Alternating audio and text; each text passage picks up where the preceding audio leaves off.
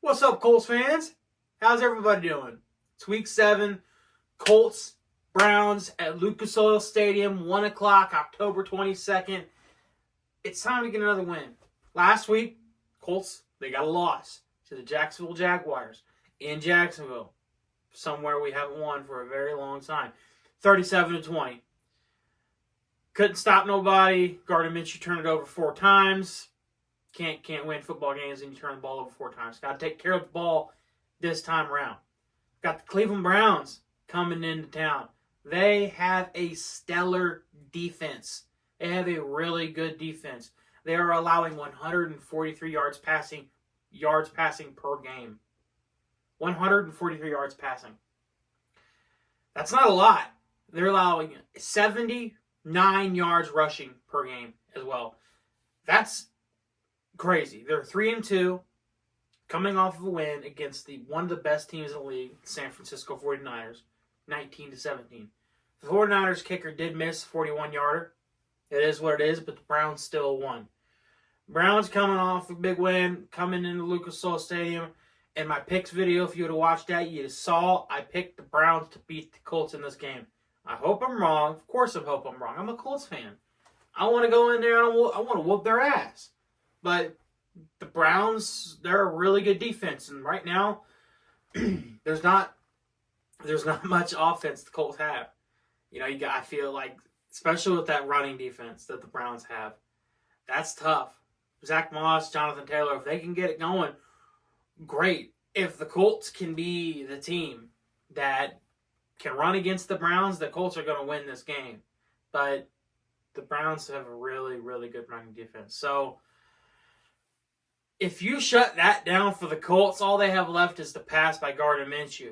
And even then, your passing defense is still elite in that respects too. So I think it's going to be a low-scoring game. I think the first team who reaches teens might win. Now, this game might come down to a defensive touchdown, might be what sets a team up to win.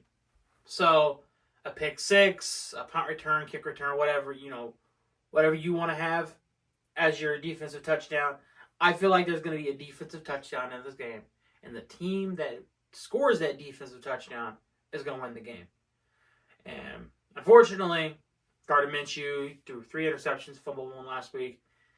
I hope he takes care of the ball, but if he doesn't take care of the ball, he's probably going to be one dishing out that pick six. But as I said earlier, the Browns, they're coming into town.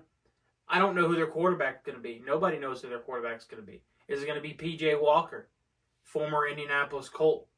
Or is it going to be Deshaun Watson?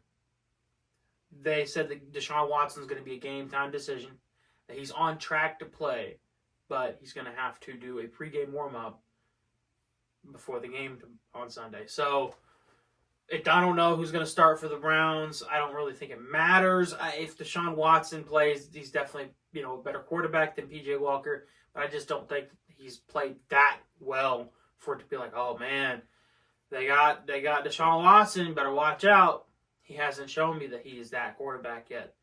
So I don't know what to expect tomorrow as far as the Browns offense goes, but Amari Cooper, their guy, 22 catches, 367 yards, and a touchdown.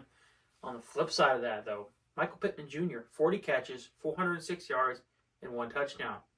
Pretty evenly balanced, pretty evenly matched. Amari Cooper has 18 less catches than Michael Pittman Jr., but has only 41 less yards than him, so that's pretty good for Amari Cooper there. Zach Moss, second leading rusher in the league with 466 yards. He has 4 touchdowns, and he has only 96 carries this season. So he's running the ball really well. Jonathan Taylor trying to incorporate him back in more of the offense. Let's see what they've got against the Browns here.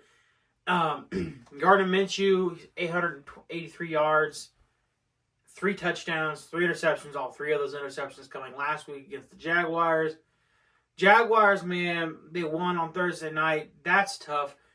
Right now, if you're looking at the Colts and you're thinking playoffs at all, I'm not, okay? If you are, though, you're probably thinking wild card, okay? Right now, we're one spot out of the wild card. I think the Browns are the 7th seed, right? So I'm not really wanting to look at the playoff standings quite yet, but I did hear a couple rumblings like, hey, the AFC South might be out of reach, but the wild card might be still in play. But look, it's week 7. We got a lot of football to play yet. All right, but today, it's going to be a good one. It's going to be a good game against the Browns. I just don't know if we can pull it out.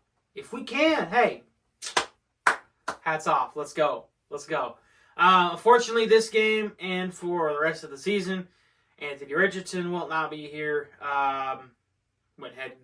Went forward with having shoulder surgery. I'm not sure if he's had that surgery yet. I don't think he has. Probably would have heard the successful surgery. It went great. But he's out for the season. Grover Stewart, he is suspended for 6 games. So he'll be back, later on down the road after the Titans game. Man, tough. But you got to play the game. You got to play football. We got the Browns coming up. I can't wait. I'm going to be there with my mom, with my dad, with all those 70,000 rabid, wild Colts fans cheering on the Colts, hoping we get a dub. If I come back with a dub, if I come back to this studio. Oh, by the way, I forgot to mention it. I did some renovations. Okay, I shifted my whole operation to the left a little bit. It was over here, and I liked it. Don't get me wrong, but I didn't.